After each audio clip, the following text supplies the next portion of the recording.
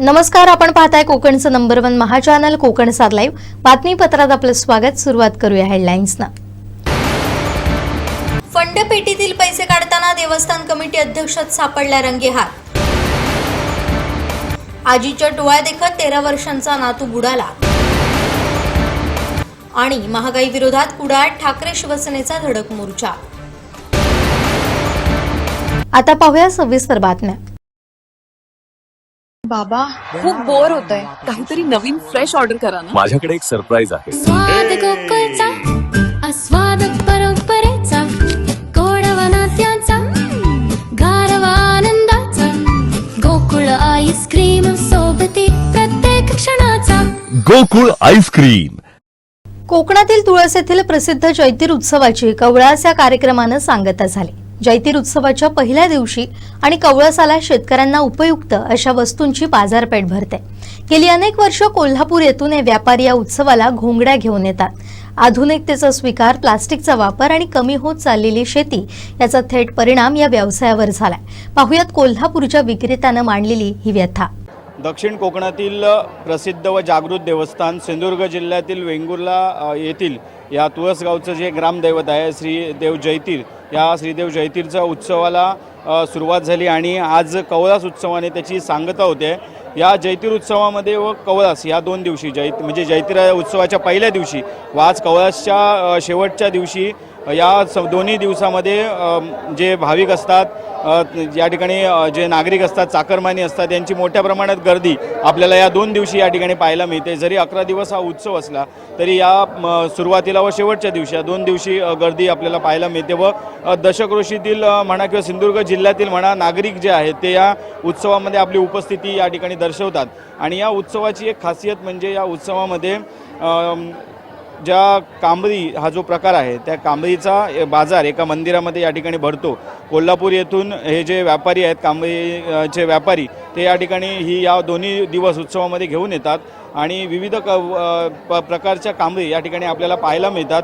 या उत्सवाची अगोदर एक खासियत होती, ती म्हणजे या उत्सवामध्ये शेतीला जी लागणारी अवजारे आहेत, म्हणजे नांगर असेल, नांगर म्हणजे शेतीसाठी लागणारी जी अवजारे आहेत त्यांचे वस्तू या ठिकाणी पूर्वी मिळायच्या। मात्र आता यांत्रिकीकरण झाल्यामुळे या ठिकाणी जी शेतीसाठी अवजारं असतात ती आता बऱ्याच प्रमाणात कमी झालेली आहेत। या उत्सवामध्ये ती अवजारं दिसत नाहीत। म्हणजे नांगरासाठी लागणारी लाकडी अवजारं असतील ही या उत्सवामध्ये यायची, लोखंडी नांगर असेल या उत्सवामध्ये यायचा। मात्र आता हा या ठिकाणी कुठे पाहायला मिळत नाहीत। मात्र आता या ठिकाणी पाहायला मिळतात ते म्हणजे फक्त या कांबरी आहेत त्याचा जो एक बाजार आपल्याला पाहायला मिळतो। आपण माझ्या मागे सुद्धा बघू शकतात विविध प्रकारच्या कांबरी आहेत, म्हणजे आपण घोंगडीसुद्धा याला म्हणू शकतो, घोंगडी आहे असा याचा बाजार या ठिकाणी आहे। आणि जे स्थानिक नागरिक आहेत किंवा जे शेतकरी जे आहेत ते मोठ्या प्रमाणात या ठिकाणी याची खरेदी करतात। आणि पुढे आता पावसाळा येत असल्यामुळे या ठिकाणी याची बऱ्या प्रकारे खरेदीसुद्धा शेतकऱ्यांकडून केली जाते। कारण जैतीर उत्सव म्हटला की जी पावसाची चाहूल असते ती या उत्सवाला येते। म्हणजे या उत्सवानंतर पाऊस या ठिकाणी सुरू होतो आणि यात बरीचशी ही घोंगडी किंवा कांबरी याचं खरेदीसुद्धा होते। यापूर्वीच्या काही शेतीची अवजारं व्हायची, मात्र आता ती शेतीची अवजारं मिळत नाहीत। आपल्यासोबत या ठिकाणचे व्यापारीसुद्धा आहेत, त्यांच्याकडून आपण जाणून घेणार आहोत कशा प्रकारे काय याची किंमत आहे ती आपण जाणून घेणार आहोत। आपण या ठिकाणी हा कांबरींचा जो बाजार भरलेला आहे तो कुठून आलात तुम्ही, हे घेऊन काय सांगाल? आम्ही कोल्हापूर जिल्ह्यातून आलो आहे, पेठ वडगाव गाव आमच्या 2 पिढ्या झाल्या आम्ही कांबळी घेऊन येतो। पूर्वीसारखा प्रतिसाद कांबळ्याला मिळत नाही आणि शेतीचं कांबळं खपतच नाही आता। म्हणजे त्याची हजाराच्या पटीत किंमत असल्यामुळं कोण ते घ्यायला बघत नाही। म्हणजे 500, 600, 700 वाली कांबळी घेतात लोक, मशीनवर तयार केलेली आहे ती। 500-600 वाली ही जी कांबरी आहे ती कशासाठी जास्त वापरतात? घरी वापरायला वगैरे, पण पावसाला ते जड होतं, डोक्यावर ओझं होतं त्याचं। आणि पावसाळी ओरिजिनल जी आहे ती 1000, 1200, 1500 रेट आहे त्याची। एवढं पैसे कोण घेऊन शेतीच करत नाहीत लोक, त्यामुळे कोण घ्यायचा विषयच नाही। आणि आता यांत्रिकीकरण झाल्यामुळे थोडंसं हो त्याचं कमी प्रमाणात दिसतं। किती वर्ष तुम्ही या ठिकाणी या गावात येतात या उत्सवाला? मी तर 40 वर्ष झाले होते। आमचे वडील कधी येत होते मला माहिती नाही। वडिलांपासून या ठिकाणी यायचे आणि त्यावेळी कसा साधारण प्रतिसाद होता, म्हणजे 10 वर्षापूर्वी वगैरे? हो, 10 वर्षापूर्वी पण चांगलं होतं। पावसाळी कांबळी आम्ही 100-125 कांबळे खपवायची. आता 2 खपलेत, फक्त 2 यात्रेत, कवळास आणि जैतीत दोन्ही मिळून 2 कांबळे विकलेत ओरिजिनल. 2च कांबळी गेल्यात. आणि हे डुप्लिकेट 50-60 विकलेत. ते 500, 400, 300, 600, म्हणजे 700. जे हाती बनवले जातात त्याला कमी प्रतिसाद आहे त्याला कमी प्रसिद्ध आहे, कोण देत नाही, एवढी किंमत देत नाही कोण. आणि बाकीच्या मशनीवर आहेत त्यांना खपले जातात. हो, मग याचं कारण काय तुम्ही सांगू शकतात का? म्हणजे कशाला? म्हणजे लोक शेती करायला सोडलेत ना, आणि महाग आहे, त्याला पर्याय प्लॅस्टिक आलेला आहे. प्लॅस्टिक घेऊन शेती करतात लोक, त्यामुळं कमी झालं. साधारण या ठिकाणी कोल्हापूरवरून तुम्ही किती व्यापारी आलाय तिकडे? इथं आता आम्ही 8 जण आहे बघा, 8 लोक आहे आम्ही. एक गाडी करून येतो आम्ही सगळे मिळून. हां, प्रत्येकाची वेगवेगळी कांबळे आहेत. एक गाडी करून आम्ही एकत्र येतो. म्हणजे एकंदरीत मागच्या काही वर्षांचं इथले मंदिरवाले पण साथ देतात ना, आमच्याकडे पैसे कमी घेतात, एकदम अगदी अल्प पैसे घेतात. त्यामुळं आम्ही पण परंपरा सोडलेली नाही. आमचं दोन्ही यात्रेचे फक्त 1000 रुपये घेतात ते. दोन सगळ्यांचे मिळून. हां, सगळ्याची आम्ही वर्गणी काढून त्यांना 1000 रुपये देतो. म्हणजे या ठिकाणी आपल्याला व्यापार सुद्धा करायला सहकार्य होतं. रामेश्वर मंदिर म्हणजे प्रसिद्ध आहे कांबळ्यासाठी यात्रेला. ते यात्रा कमिटीवाले पण पैसे आमच्याकडे आम्हीच देतो तिथे नेऊन. आता साधारण काय किमती आहेत एका कांबळींच्या? एका 500 पासून पुढे 500, 600, आणि सगळ्यात जास्त जे पावसात वापरतात ते? 500, 1500. आपलं नाव कसं? चंद्रकांत कृष्णा सनगर, पेठवडगाव, कोल्हापूर जिल्हा. अगदी 500 पासून या कांबळींच्या किमती सुरू आहेत. आणि तसं त्यांनी म्हटलं की जी ओरिजिनल कांबळी आहे त्याला संत प्रतिसाद या ठिकाणी मिळतो. आणि जी म्हणजे या ठिकाणी मशनीपासून बनवली जातात त्याला नागरिकांची जास्त प्रमाणात या ठिकाणी खप होतो. मात्र एकंदरीत जर बघितलं तर या ठिकाणी पूर्वीच्या काही जो प्रतिसाद होता तो आता मिळत नाही आहे. कारण त्यांच्या सांगण्यानुसार सुद्धा शेती जी आहे ती सध्या कमी झालेली आहे किंवा यांत्रिकीकरण शेतीत वाढलेलं आहे, त्याच्यामुळे हा संत प्रतिसाद मिळतोय. मात्र अजूनही जैतीर आणि कवळास उत्सवाला या ठिकाणी कांबळ्यांचा बाजार भरण्याची ही जी परंपरा आहे ती अजूनही सुरू आहे. या ठिकाणचे स्थानिक जे गावकर मंडळी आहेत किंवा स्थानिक देवस्थान कमिटी आहेत ते सुद्धा या व्यापाऱ्यांना चांगल्या प्रकारे साथ देतात. अल्प त्यांच्याकडून काही याचं या ठिकाणी जी फी असते ती घेतली जाते. मी आता आहे रामेश्वर मंदिर या ठिकाणी आहे. तुळस जैतीर मंदिरच्या बाजूला जे मंदिर आहे या मंदिरात संपूर्ण हा कांबळी जे आहे त्याचा हा बाजार भरतो. आणि या ठिकाणी आपल्याला खरेदीसुद्धा करायला मिळतात. कॅमेरा जर्नलिस्ट साहिल देवावकर सहित दीपेश परब, वेंगुर्ला.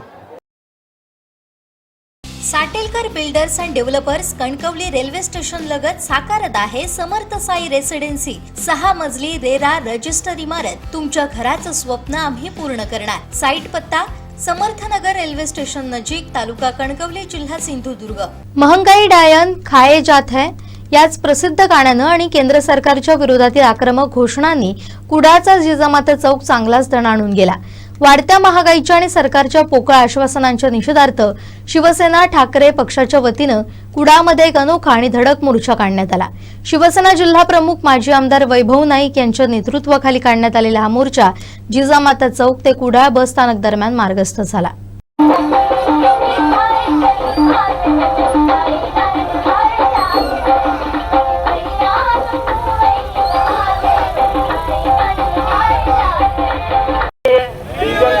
कम हुए कि नहीं हुए, आपका फायदा हुआ कि नहीं हुआ?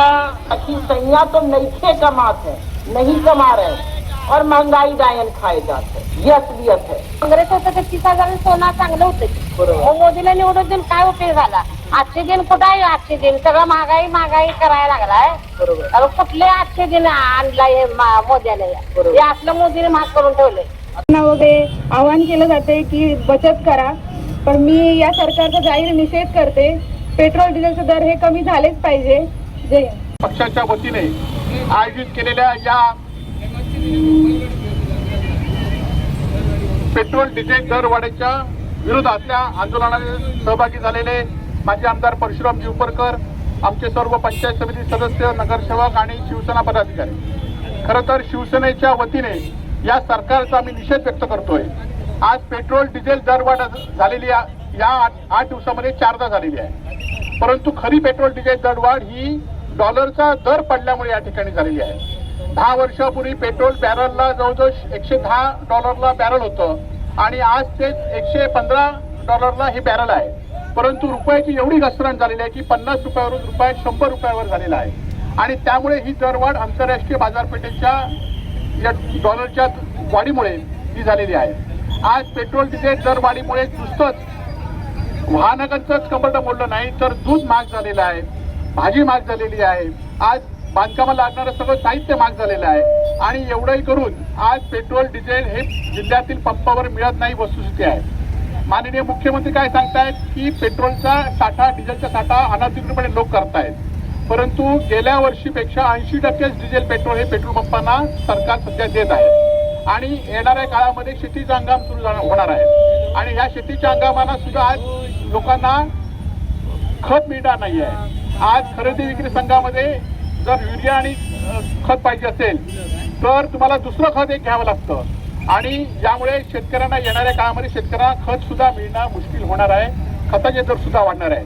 आज गॅसचा दर वाढलेला आहे. आपण बघताय की गॅस वाढूनही सुद्धा गॅस 45 दिवसापर्यंत मिळत नाही आहे. त्याचबरोबर सीएनजी वापरा म्हणून काही लोकांनी सांगितलं, परंतु सीएनजीची सुद्धा 15 दिवसामध्ये 3दा दरवाढ झालेली आहे. आणि या सगळ्याचा हॉटेल व्यावसायिक असून देत लोकांना खरं तर आज आपण बघितलं असेल की बुधवारच्या बाजारपेठेमध्ये सुद्धा लोकांची किती गर्दी कमी आहे. आज प्रत्येकाला विचारलं तर महागाईमध्ये लोकांचं कंपर्ण मोडलेलं आहे. आणि हेच मोदी 15 वर्षापूर्वी काय सांगत होते, 10 वर्षापूर्वी, की महागाई कमी करण्यासाठी, अच्छे दिन आणण्यासाठी आम्हाला सगळ्यांना स्वप्न दाखवले. आणि आज आता ही स्वप्न जो आमच्या मुलीला मिटवून आम्हाला रस्त्यावर आणून हे मात्र परदेशात फिरत आहे. आज सरकार सुद्धा कुठलंही धोरण भाजप सरकार आखत नाही आहे. आणि कोरोनाच्या काळामध्ये मात्र हेच मुख्यमंत्री आमच्या मुख्यमंत्र्यांना सांगत होते की तुम्ही पेट्रोल डिझेलचे दर वाढ कमी करा. आज सरकारने नीटची परीक्षा आहे, ज्या विद्यार्थ्यांची सुद्धा खेळण्याचं काम, विद्यार्थ्यांच्या भावनाची सुद्धा खेळण्याचं काम केलेलं आहे. आणि आज सगळ्या ठिकाणी भ्रष्टाचार झालेला आहे. आणि आपण बघितलं असाल की पेट्रोल डिझेल दरवाढ ही आता 15-20 रुपये झाल्याशिवाय थांबणार नाही, परंतु जनतेचा सुद्धा उद्रेक असला पाहिजे.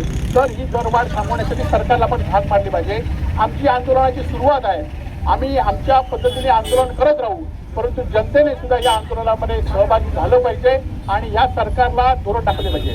परंतु काही जे अंधभक्त आहेत ते मला अजूनही सांगतात की पेट्रोल दरवाढ झाली सुद्धा आम्ही देशभक्तीसाठी या ठिकाणी करू. खरं तर देशभक्तीसाठी तुम्ही अजून काय काय आमची पिळवणूक कराल हा खरा प्रश्न आहे. आणि त्यामुळे सर्व शिवसैनिकांचे आभार व्यक्त करतो. आणि हे आंदोलन आपल्याला अशाच पद्धतीने यापुढच्या काळामध्ये सुद्धा चालवावं लागेल. आपण जमलात त्यामध्ये आपला आभार व्यक्त करतो. आता तुमच्या सावंतवाडीत कार क्राफ्ट घेऊन येत आहे खात्रीशीर car service. Maruti Suzuki car सर्व्हिसिंगचा मुंबई आणि ठाणे येथील 20 वर्षांचा प्रदीर्घ अनुभव आता आपल्या सेवेसाठी सज्ज. पत्ता car craft services private limited, plot number 21, जुना मुंबई गोवा महामार्ग, चितारी हॉस्पिटल जवळ, कोलगाव, भोम, सावंतवाडी. आजच अपॉइंटमेंट बुक करा. वाढत्या महागाईच्या विरोधात कुडाळ शहरात ठाकरे शिवसेनेतर्फे एक प्रचंड मोर्चा काढण्यात आला. केंद्र आणि राज्य सरकारच्या चुकीच्या धोरणांमुळे सर्वसामान्य जनता कशी होरपळून निघते या विरोधात ठाकरे शिवसैनिकांनी कुडाळ शहर दणाणून सोडलं. या मोर्चात सहभागी झालेले नेते अमरसेन सावंत यांनी सत्ताधाऱ्यांवर अत्यंत कडक आणि घणाघाती शब्दात प्रहार केलाय. काय म्हणालेत अमरसेन सावंत पाहूया. महागाई वाढवलेली आहे. आपण बघितलं तर अगदी 14 सालापासून आपण बघितलं यांची महागाई वाढवण्याची जी पद्धत आहे ती 50 पैसे, 75 पैसे, 90 पैसे असं करून यांनी त्यावेळी 90-95 वर ही महागाई नेली. त्यानंतर गॅस 450 रुपयाचा गॅस यांनी 1000 रुपयावर नेला. आज बघितलं तर यांना कुठे महागाई आणि हे सरकार चालवण्यासाठी सक्षम नसल्यामुळे यांनी जनतेला आव्हान केलं की तुम्ही पेट्रोल प्रवास करू नका, तुम्ही सोनं वापरू नका, अनेक प्रकारे बचत करा. अरे तुम्ही ही महागाई वाढवली आणि आता लोकांना बचत करायला सांगता, लोकांना तेल खाऊ नका म्हणून सांगता, उद्या जेवू नका म्हणून सांगाल. परंतु ही जी महागाई आहे, ज्यावेळी 14 मध्ये अगदी 21 पर्यंत 50,000 पर्यंत सोनं होतं, ते आज 1.5 लाख क्रॉस करून गेलेलं आहे. आणि सोनं हे कमीत कमी 10 ग्रॅम तरी सोनं गरीबाला लागतं लग्नासाठी. आणि अशा प्रकारे तुम्ही सोन्याची सुद्धा महागाई, म्हणजे जी जीवनावश्यक वस्तू आहे, ज्यावेळी लग्न असतं त्यावेळी काही नाही काहीतरी सोन्याचा दागिना करून घालावा लागतो. आणि त्यावेळी ही महागाई झाल्यामुळे आज लोक लग्न कशी करावी याच्या सुद्धा विवंचनेत आहेत. अनेक प्रकारे या सरकारने महागाई आणलेली आहे. आज पंतप्रधान सांगतात की तुम्ही प्रवास करू नका, पर्यटनाला जाऊ नका, बाहेर देशात जाऊ नका. आणि आताच बघितलं तर 5 राज्यामध्ये हे जाऊन आले आणि बाहेर देशात जाऊन सांगितलं की आमचा देश खतरे में आहे. आणि ज्यावेळी 14 मध्ये आम्हाला सांगितलं तुमचे अच्छे दिन येणार आहेत आणि आता आम्हाला बचत करायला सांगत आहेत. खरोखरच रोज 1 रुपयाने यांचं पेट्रोल डिझेल वाढत आहे. तुम्हाला काय वाढवायचं ते एकदम 5 रुपये वाढवा म्हणजे लोकांना तरी समजेल. परंतु तसं नाही. आज 1 रुपया, उद्या 95 पैसे, परवा 75 पैसे, असं करून आज महागाई वाढत आहे. अजूनही महागाई वाढणार आहे. आणि हे सरकार चालवण्यासाठी सक्षम नसल्यामुळे आज आम्हाला हा पर्याय निवडावा लागलेला आहे. आज या ठिकाणी आम्ही हे आंदोलन करत आहोत. हे महाराष्ट्र आणि केंद्र म्हणजे राज्य आणि केंद्र सरकार सर्वच फेल गेलेलं आहे. यांनी निवडणुकामध्ये अनेक प्रकारे पैसे वाटप करून आज देशाला संपवलेलं आहे. कारण आपण आपल्या संसारात सुद्धा आपल्याकडे जे पैसे आहेत ते चैनीसाठी वापरले तर आपल्याला सुद्धा पैशाची कमतरता भासते. तशी या देशाला आज कमतरता भासलेली आहे. या ठिकाणी आम्ही या सरकारचा निषेध करतो. दोडामार्गात नवीन फ्लॅटचं ओपनिंग करण्यासाठी मुंबईहून गावी आलेल्या आजी नातवंडांना घेऊन नदीवर आंघोळीसाठी जाण्याचा मोह एका नातवाच्या जीवावर बेतला. कुडाचे वानुशी इथं आंघोळीसाठी तिलारी नदीपात्रात उतरलेल्या दोघा नातवांपैकी वेदांत सचिन सांगेलकर वय 13 वर्ष राहणार मुंबई दादर याचा पाण्यात बुडून मृत्यू झालाय. ही दुर्दैवी घटना मंगळवारी घडली. स्थानिक ग्रामस्थांनी त्याला बाहेर काढून साटेली भडशी प्राथमिक आरोग्य केंद्रात उपचारासाठी दाखल केलं खरं, मात्र त्यापूर्वीच त्याची प्राणज्योत मालवल्याचं वैद्यकीय अधिकारी डॉक्टर जगदीश पाटील यांनी जाहीर केलंय. मूळ सोनावल येथील कल्पना रवींद्र पाडलोसकर या आपल्या मुलीचा मुलगा ऋत्व दक्षत पाटील, व्रीश पाटील आणि भावाचा नातू वेदांत सांगेलकर यांना घेऊन दोडामार्ग इथं नव्यानं खरेदी केलेल्या फ्लॅटमध्ये पूजा करण्यासाठी मुंबई इथून आल्या होत्या. काही दिवसांनी पूजा करण्याचा बेत होता, त्यामुळे अन्य नातेवाईक मंडळी पुढील 2 दिवसात येणार होती. मंगळवारी नातवांनी आजीकडे नदीवर आंघोळीला जाण्याचा हट्ट धरला. आजीलाही आंघोळीचा मोह झाला. त्यासाठी त्यांनी कुडाचे वानुसे येथील तिलारी नदीपात्राचं ठिकाण निवडलं. सायंकाळी 4च्या दरम्यान ते चौघेही घटनास्थळी दाखल झाले. यावेळी इतरही काही लोक त्या ठिकाणी आंघोळ करत होते. सर्वप्रथम मोठा नातू व्रीश आणि वेदांत पाण्यात उतरले. आंघोळीचा आनंद घेऊ लागले.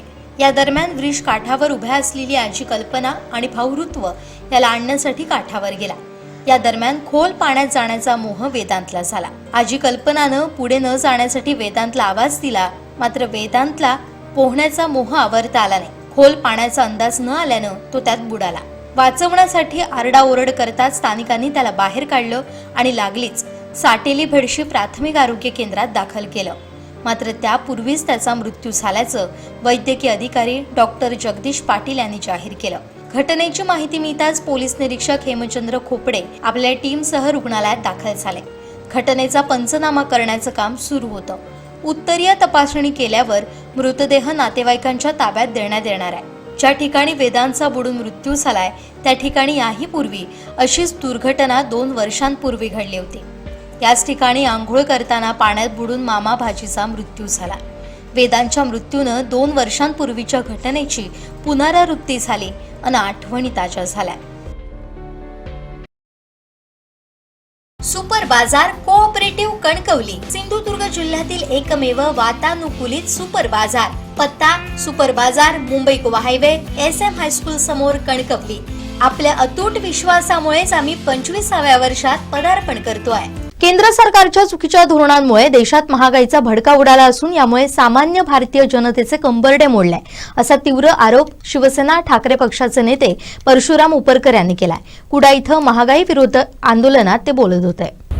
खऱ्या अर्थाने 2014 मध्ये पूर्वीच्या केंद्र सरकारच्या विरोधात मोदीने अनेक भाषणं केली ती आता लोकांना आपल्या रीलच्या माध्यमातून बघायला मिळत आहेत. त्यावेळी भाषण केलं होतं की त्या सरकारवर टीका करत होते, पण आज मोदी ज्या पद्धतीने करतायत ते मोदींनी या सर्व जनतेचं कंबरड मोडलेलं आहे. आणि भारतीय जनता पक्षाने निवडणुकीत फक्त उमेदवार विकत घ्यायचे, लोकांना पैसे वाटायचे आणि आपण निवडून आल्यानंतर आपली ताकद जास्त आहे दाखवण्याचा प्रयत्न केला आहे. त्यामुळे जनतेने पण याचं लक्षात घेणं गरजेचं आहे की अशा प्रकारची जर महागाई वाढत गेली तर भविष्य पिढीचं काय निर्माण होणार आहे. भविष्य पिढीला आज ज्या ठिकाणी आज खाण्यामध्ये, ज्या असलेल्या वाहनामध्ये सर्व ठिकाणी दरवाढ होत आहे.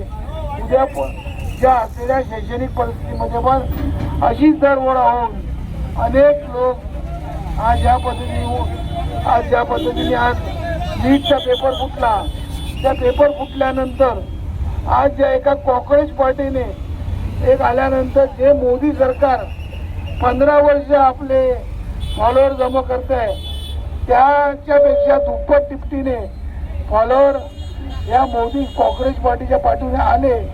त्यामुळे खऱ्या अर्थाने सरकारवरती किती रोष तरुणांचा आहे हे बघितलं पाहिलं. आणि तरुणांचा बोध घेऊन ज्या असलेल्या आया बहिणी आणि जे नागरिक यांनी पण घेतलं पाहिजे आणि आपण ठरवलं पाहिजे की ज्या ज्यावेळी असे आंदोलन होतील त्याचं आपण सहभागी व्हावं. आणि त्यामुळे हा जो मोर्चा काढला, हा तुम्हाला डोळ्यात अंजन घालण्यासाठी मोर्चा काढलेला आहे. त्यामुळे सर्व जनतेने पुढच्या कधी आंदोलन होईल त्यावेळी स्वतः सहभागी व्हा. शिवसैनिक करतीलच आंदोलन, पण ते आंदोलन करतील ते तुमच्यासाठी, जनतेसाठी, जनतेला जाग आणण्यासाठी. ॲथरच्या दमदार स्कूटर्स आता कुडाळमध्ये. ॲथर 450 आणि ॲथर रिस्टा. आजच भेट द्या Ather showroom, Mumbai Goa highway, Kudal, hotel spice कोकणच्या समोर. संपर्क 9730 1064 77. वेंगुर्ले शहरानजीक असलेल्या आणि ऐतिहासिक वारसा लाभलेल्या एका गावात देवस्थान कमिटीचे अध्यक्ष आणि इतर गावकऱ्यांच्या नकळत फंडपेटी फोडत असतानाच त्याच मंदिरातील पुजाऱ्यानं त्याला रंगेहात पकडलं.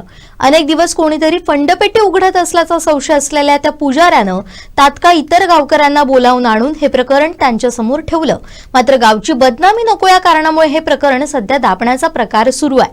मात्र श्रद्धेनं गोरगरीब भाविकांनी दान केलेले पैसे जर हे मंदिराचे व्यवस्थापक स्वतःची घरं भरण्यास वापरत असतील तर त्या गावातील ग्रामस्थांनी याबाबत उठाव करणं गरजेचं आहे. याबाबत सूत्रांकडून मिळालेल्या माहितीनुसार वेंगुर्ले शहरानजीकचं एक ऐतिहासिक वारसा लाभलेलं छोटंसं निसर्ग संपन्न गाव.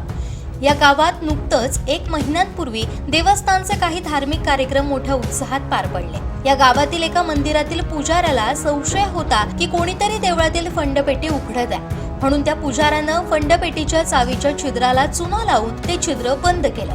मात्र काही दिवसांनी पुन्हा ती फंडपेटी उघडल्याचं त्या पुजाऱ्याच्या लक्षात आलं. आपण मंदिरातील पुजारी आहे, उद्या जर गावकऱ्यांनी फंडपेटी उघडली तर त्यात कमी पैसे मिळाले तर हे प्रकरण नाहक आपल्यावर येऊ शकतं असा विचार करून त्यानं फंडपेटी उघडणाऱ्या व्यक्तीला रंगेहात पकडायचं ठरवलं. गावातील त्या प्रमुख मंदिरात एक धार्मिक कार्यक्रम पार पडल्यानंतर सर्व गावकरी मानकरी तरंग देवता घेऊन मंदिरातून निघाले. तो पुजारी मागे साफसफाई करण्यासाठी थांबला. मात्र त्याच वेळी मंदिरात कोणी नसल्याची संधी साधत त्या गावातील देवस्थान कमिटीच्या अध्यक्षानं मंदिरात येऊन फंडपेटी उघडून त्यातील काही पैसे काढण्यास सुरुवात केली. त्याचवेळी त्या ठिकाणच्या मंदिराच्या बाजूला असलेल्या पुजाऱ्यानं तिथं येत त्या अध्यक्षाला रंगेहात पकडलं आणि नुकतंच मंदिरातून गेलेल्या गावकऱ्यांना मंदिरात पाचारण केलं. घडलेला सर्व प्रकार त्यांच्या कानावर घातला. याबाबत त्याच गावातील काही गावकऱ्यांकडून मिळालेल्या माहितीनुसार गावची बदनामी नको म्हणून हे प्रकरण त्या ठिकाणी मिटवण्यात आलं. मात्र याच गावातील काही गावकरी या प्रकरणाच्या मुळाशी जात असून सीसीटीव्ही फुटेज मिळवलंय. लवकरच ते याबाबत योग्य निर्णय घेणार असल्याचं सांगितलंय. मात्र अध्यक्षांच्या मागे नेमकी कोणती व्यक्ती आहे जी त्याला अभय देते? एक निवृत्त शासकीय कर्मचारी आणि देवस्थान कमिटी सदस्य असलेल्या सदस्याच्या सांगण्यावरून किंवा त्याच्या मार्गदर्शनाखाली हा अध्यक्ष वावरत असल्याचं काही ग्रामस्थांचं म्हणणं आहे. गावातील गोरगरीब जनतेनं आणि इतर भाविकांनी श्रद्धेनं मंदिराच्या फंडपेटीत केलेलं दान जर कोण अशा प्रकारे वापरलं जात असेल तर ही बाब गावच्या प्रतिष्ठेसाठी बाधक ठरू शकते. सध्या या प्रकरणाची गावात जोरदार चर्चा सुरू आहे. सुझुकी 2 व्हीलरची धमाकेदार समर ऑफर.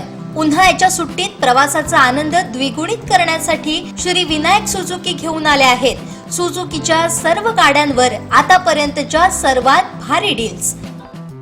संपर्क 9423 98 97 81, 9423 98 97 83 आणि 8605 58 63 76.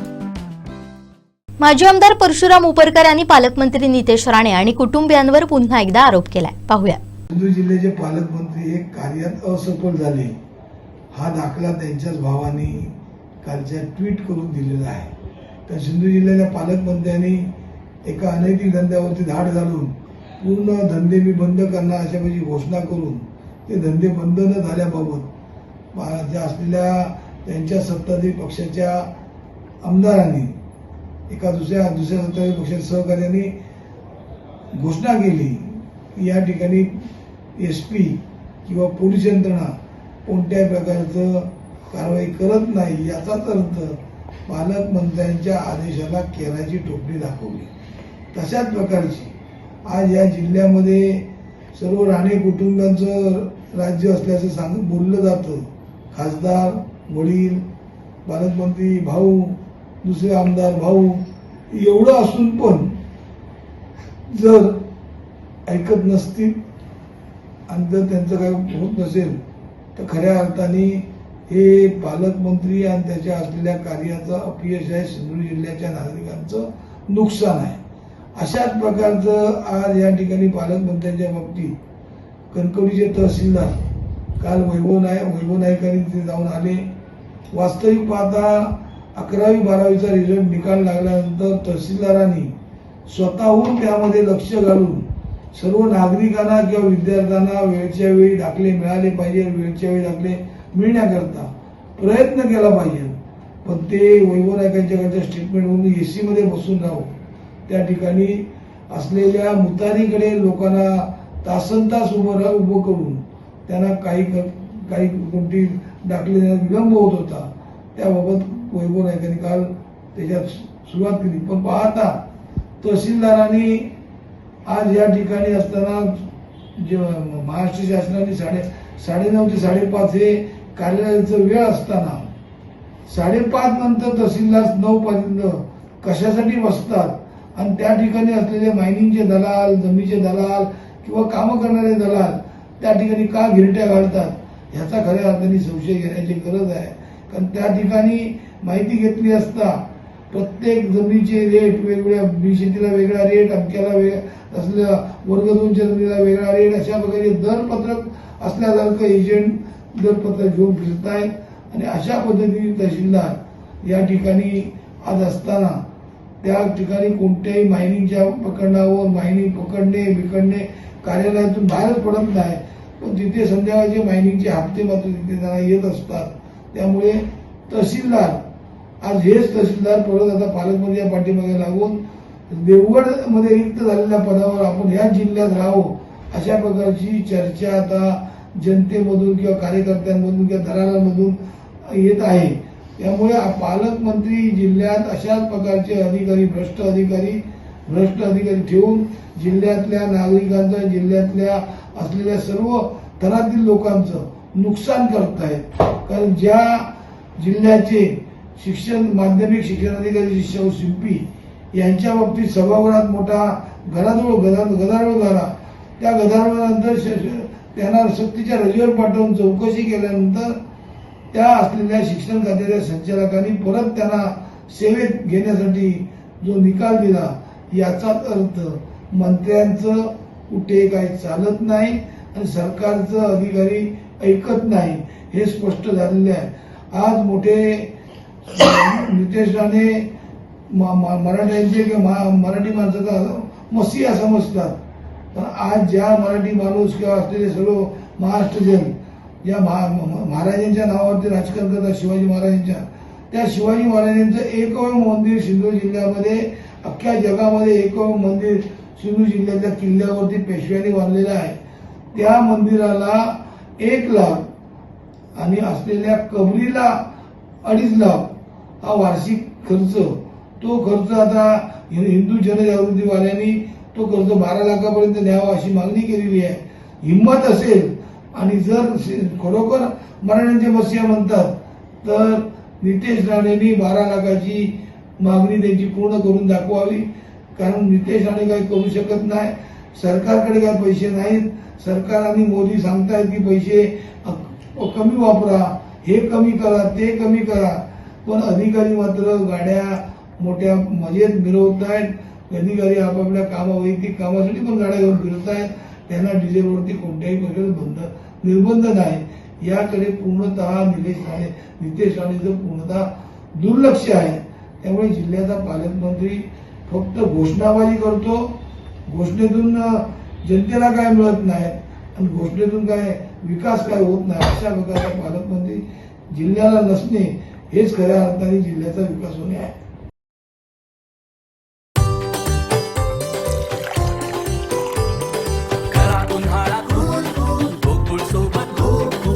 गोकुळ सोबत गोकुल. स्मार्ट मीटरचा वाद आता थेट सिंधुदुर्गातील गावागावात पेटू लागलाय. कुडाळमधील भैरववाडी इथं ग्राहकाला कोणतीही पूर्वकल्पना न देता स्मार्ट मीटर बसवणं महावितरणच्या चांगलंच अंगलट आलंय. संतप्त ग्रामस्थांनी महावितरणच्या कर्मचाऱ्यांना घेराव घातल्यामुळे काही काळ मोठा तणाव निर्माण झाला होता. अखेर कर्मचाऱ्यांना नवा मीटर काढून जुनाच मीटर पुन्हा बसवावा लागलाय. काय आहे हे संपूर्ण प्रकरण पाहूया. कुडाळ येथील भैरववाडीत धक्कादायक प्रकार घडलाय. स्थानिक रहिवासी आनंद कुडाळकर यांच्या घराच्या व्हरांड्यात बसवलेला जुना मीटर काढून महावितरणच्या कर्मचाऱ्यांनी तिथे छुप्या पद्धतीनं स्मार्ट मीटर बसवण्यास सुरुवात केली. हा प्रकार घरातील सदस्यांच्या लक्षात येताच त्यांनी तातडीनं याला विरोध केला. मीटर बदलल्याची बातमी वाडीत वाऱ्यासारखी पसरली आणि बघता बघता संपूर्ण भैरववाडीतील नागरिक तिथं गोळा झाले. एकत्र आलेल्या नागरिकांनी महावितरणच्या कर्मचाऱ्यांना घेरलं आणि प्रश्नांची सरबत्ती सुरू केली. लाईट बिल भरलं नसलं तरी तुम्ही त्यावर व्याज वसूल करता. मग कोणतीही पूर्वसूचना किंवा नोटीस न देता मीटर बदलण्याचा अधिकार तुम्हाला कोणी दिला, असा संतप्त सवाल नागरिकांनी केलाय. नागरिकांचा हा आक्रमक पवित्रा पाहून कर्मचाऱ्यांची मोठी तारांबळ उडाली. अखेर वाढता तणाव पाहता अधिकाऱ्यांनी नमती भूमिका घेतली आणि तो नवा स्मार्ट मीटर काढून पुन्हा जुनाच मीटर तिथं बसवला आणि काढता पाय घेतला. स्मार्ट मीटरला होणारा हा तीव्र विरोध पाहता महावितरणनं आता तरी यातून धडा घेण्याची गरज आहे. ग्राहकांना न कळवता असं मीटर बदलणं कधीतरी मोठ्या कायदा सुव्यवस्थेच्या प्रश्नाला कारणीभूत ठरू शकतं. दरम्यान काम करणारा कर्मचारी हा देखील नागरिकच आहे. मग वरिष्ठांच्या चुकीच्या धोरणांमुळे अशा कर्मचाऱ्यांचा जीव धोक्यात घालणं योग्य आहे का, असा कळीचा सवाल आता जनतेतून विचारला जातो आहे. घरात घुसून आमच्या घरात घुसून आमच्या हाताने मीटर लावतो जबरदस्तीने.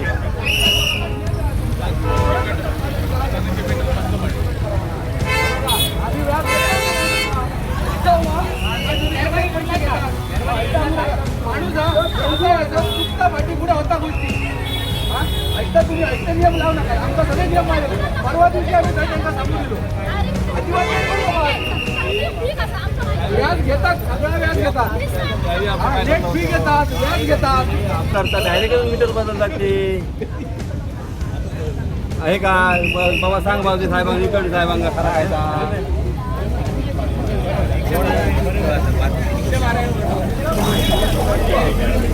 डायरेक्ट बदलतात येऊन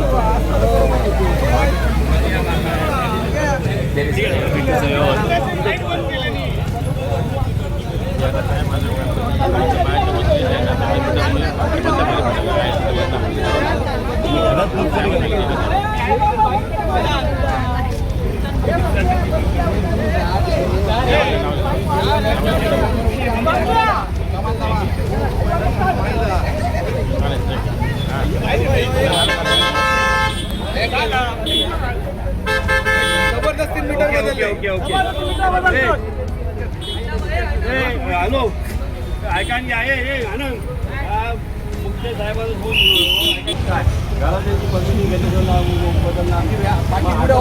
मला सांगा दोन महिला आहेत झाला तरी काय पण आणि तुमच्या गावाचे मीटर बदलून जायची नाही. तुमचा विचारल्याशिवाय बंद असेल तरी तुमचं आम्ही सांगतो. साहेबांना फोन आम्ही साहेब आता आधी बदल जाते.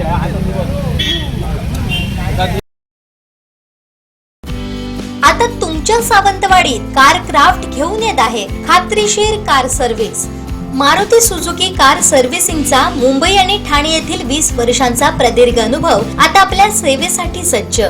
पत्ता car craft services private limited, plot number 21, जुना मुंबई गोवा महामार्ग, चितारी हॉस्पिटल जवळ, कोलगाव भोम, सावंतवाडी.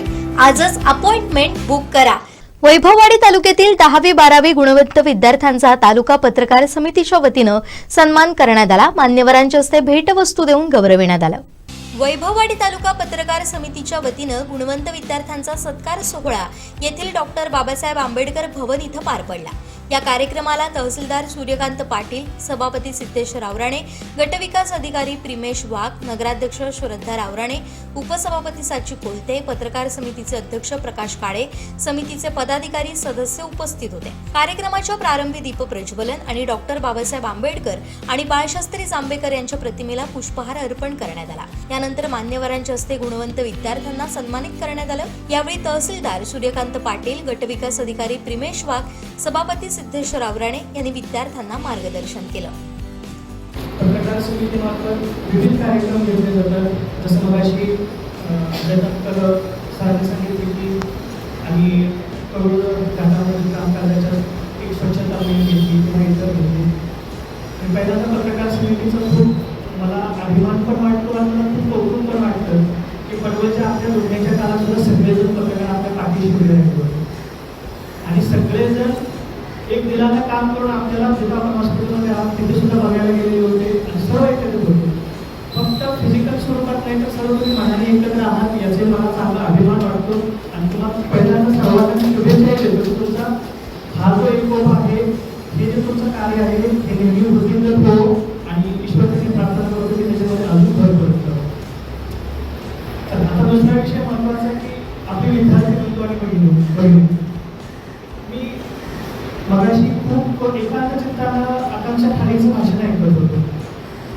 हे भाषण ऐकता मला खरा आजच्या विद्यार्थ्याचं स्वरूप जे आम्ही म्हणतो की जेनजी, हे स्वरूप मला आढळून आलं। कारण प्रत्येक विद्यार्थ्यांनी जे आपलं भाषण केलं ते अधोरेखित आपल्या कष्ट अधोरेखित करणारं होतंच, पण आजच्या समाजामध्ये एक जेनजी कशा प्रकारे बघतोय याचं जे अत्यंत अप्रतिम उदाहरण होतं। पण आजच्या जनजी समाजाला हेही जाणवते की आपल्याला जर उभारी घ्यायची असेल तर आपल्याला कष्ट तर आहेच, पण त्या कष्टाची किंमत मात्र सगळ्यांच्या कष्टाची किंमत झाली पाहिजे त्याच्या वाचतात तुम्हाला सांगतो। पण भगिनी एक वाक्य नेहमी लक्षात ठेवायचं, परिस्थिती कशीही असो कष्ट मात्र श्रीमंत असले पाहिजे। जर आपल्याला 42 किलोमीटर धावायचं असेल तर 100 मीटरसारखं आपल्याला धावून चालणार नाही। जी 42 किलोमीटर धावण्यासाठी जी आपल्या पायाची स्ट्रेंथ असते ती आणि 100 किलोमीटरसाठी पायाची स्ट्रेंथ यांच्यात फरक असतो। आपल्याला कधी दुसरं कोणतेही उदाहरण घेतलं आता आपण वर्षभर कष्ट करणाऱ्या विद्यार्थ्यांसाठी उदाहरण घेतलं तर परीक्षेचा पॅटर्न न समजता जर वर्षभर आपण अभ्यास करत राहिलो तर आपल्याला त्या पॅटर्नच्या बाहेरचा आपला जास्त अभ्यास होईल आणि पॅटर्नचा अभ्यास कमी होईल। आपल्याला तिथं अपेक्षित यश मिळेल का? नाही मिळणार। त्याच्यामुळे नेहमी लक्षात ठेवतो, म्हणजे मी तर माझ्या आताही मी ते ज्या रूममध्ये राहतो तिथे मी वाक्यबिंदूवर लिहून ठेवलेलं आहे, परिस्थिती कशीही असो कष्ट श्रीमंत असले पाहिजे। श्रीमंत म्हणजे पैशाने श्रीमंत नाही, तर त्या परिस्थितीला त्या कामाला काय आपल्याला द्यायचं आहे याची आपल्याला जाणीव पाहिजे। जर आपल्याला पळायचं असेल, धावायचं असेल तर आपल्याला धावण्याच्या आणि त्या पर्टिक्युलर क्षेत्रात जसं धावणं आवश्यक आहे त्याचं आपल्याला माहिती देणं गरजेचं आहे किंवा ते कष्ट घेणं गरजेचं आहे। स्पर्धा परीक्षेचा अभ्यास करायचा आहे तर कॉलेजला अभ्यास करतो तसा अभ्यास करून ठेवायचा नाही, PhDला अभ्यास करतो तसा अभ्यास करून पुढच्या स्पर्धा परीक्षेला अभ्यास करणं गरजेचं आहे। 10वी-12वीच्या आपल्या परीक्षेची जी स्ट्रेंथ आहे ही स्ट्रेंथ तुमच्या शैक्षणिक पात्रतेची ही टेस्ट आहे। तुम्ही त्या पर्टिक्युलर विषयामध्ये त्या काळामध्ये किती तुम्ही अटेंटिव्ह राहिला, किती सतर्क राहिला याच्यातून तुम्हाला ते मार्क्स पडत गेलेले आहेत। तुम्ही इतकंच सतर्क राहा, तितकाच त्या परिस्थितीनुसार त्या पेपरनुसार किंवा जसा अभ्यास झाला आपल्याला तसा तुम्ही अभ्यास चांगला केला, त्याच्यामुळे तुम्हाला चांगलं यश मिळालं। तुमचे नक्कीच कष्ट आहेत, तुम्ही नक्कीच त्या पात्रतेचे होतात म्हणून तुम्हाला इतके चांगले मार्क्स मिळाले। कधी कधी मलाही असं वाटतं की ज्यांचा मी सत्कार केला त्यांचे मार्क्स बघितले 97%, उलटे जरी केले तरी तेवढे माझ्या 10वी-12वीचे मार्क्स नाही। मला 10वीला 56.17% मार्क्स आहेत, 12वीला 57.17% मार्क्स आहेत आणि मी पूर्णपणे तुमच्यासारखा तुम्ही थोडंसं माझ्यापेक्षा ॲडव्हान्स असेल। मी गावात राहूनच अभ्यास केलेला आहे, म्हणजे माझ्या गावातच 10वीपर्यंतची शाळा होती, मी गावातच 10वीपर्यंत शिकलो। तिथून 15-20 किलोमीटरवरती माझं सायन्सचं कॉलेज होतं। आमच्या गावात 10वीपर्यंत शाळा असल्यामुळे मी 15-20 किलोमीटरला सायकलवरून जायचो, तिथे मी 11-12वी सायन्स केलं। पण मला माहिती होतं की जे मी काही कष्ट घेतले, जे काही मला मार्क्स मिळाले ते माझ्या प्रामाणिक कष्टाचे मार्क्स आहेत। मी जेव्हा कॉलेजसाठी शहराच्या ठिकाणी बाहेर पडलो तेव्हा मला अभ्यासाची खऱ्या अर्थानं ओळख झाली की जे मी म्हणतो ना कष्ट श्रीमंत पाहिजे ते कसे म्हणजे कॉलेज लेवलमध्ये जेव्हा 40-50 मार्काच्या जेव्हा 50 पानांच्या जेव्हा आपल्याला उत्तरपत्रिका लिहायला लागतात त्याला गालेल्या जागा भावासारखा अभ्यास करून उपयोगाचा नाही. तर त्याच्यासाठी ते थोडं रिडिंग असणं गरजेचं आहे. तो जसा मला अभ्यास समजत गेला तसं मला ग्रॅज्युएशनला चांगले मार्क्स पडले. परत जसं मी स्पर्धा परीक्षेला अभ्यास करायला लागलो तेव्हा लक्षात आलं की बाबा नाही, आपल्याला कॉलेजमध्ये अभ्यास करतो तसा इथे उपयोगाचा नाही आहे. त्याच्यानंतर मग आपण स्पर्धा परीक्षेला जसा अभ्यास करतो त्या पद्धतीने आपण अभ्यास सुरू केला आणि त्याच्यामध्ये आम्ही सक्सेसफुल गेलो. मी असेल किंवा मार्क्स सर आमचे असतील, त्या परिस्थितीला त्या परीक्षेला जे काय पाहिजे ते त्याला देणं आणि त्यातून यश संपादन करणं हे सगळ्यात महत्त्वाचं राहतं. तर मी आपल्याला जास्त बौद्धिक दोष देऊन आजच्या कार्यक्रमाचा म्हणजे तुम्हाला विरुसा वाटतं असं काही करणार नाही. परंतु एवढं नक्कीच सांगेल की तुम्ही आता 10वी आणि 12वीला खूप चांगले मार्क्स घेतलेले आहेत. आपले कॉम्पिटिशनसोबत आहेत त्यांनाही सांगता येणार. आता विद्यार्थ्यांनी चांगले मार्क्स घेतलेले आहेत, अतिशय स्तुत्य आहे. परंतु यापुढे सुद्धा आयुष्यातील सगळ्यात जी महत्त्वाची पुढची परीक्षा आहे 11-12वीची परीक्षा असेल, त्याच्यानंतरची 2-3 वर्ष ज्या तुम्ही क्षेत्रात ग्रॅज्युएशनला असाल किंवा अगदी मेडिकल फील्डला असाल किंवा तुम्ही आर्ट्स कॉमर्सला असाल, तर ज्या फील्डमध्ये जा मी पुढची 5 वर्ष तुम्ही जर स्वतःला चांगलं सांभाळलं म्हणजे अतिशय चांगला अभ्यास असणं, संगत चांगली असणं आणि त्याचबरोबर कुठलंही व्यसनाधीन न होता चांगलं जर आपण हेच 5 वर्ष तुमच्या पुढच्या संपूर्ण आयुष्याचा पाया ठरतो. त्याच्यामुळे ही पुढची जी काही 4-5 वर्ष असतील ती अभ्यासाच्या प्रती जर तुम्ही चांगलं समर्पित राहिला तर तुमचं आयुष्य हे नेहमीच उज्ज्वल राहणार आहे, तुमचं भविष्य हे नेहमीच कौतुकास्पद राहणार आहे. शेवटी ठळक घडामोडी पुन्हा एकदा. फंडपेटीतील पैसे काढताना देवस्थान कमिटी अध्यक्षच सापडल्या रंगेहात. आजीच्या डोळ्या देखत 13 वर्षांचा नातू बुडाला. आणि महागाई विरोधात कुडाळ ठाकरे शिवसेनेचा धडक मोर्चा. बातमीपत्रात वेळ झाली इथेच थांबण्याची. पाहत राहा कोकणचं नंबर 1 महा चॅनल कोकण साधलाय. धन्यवाद.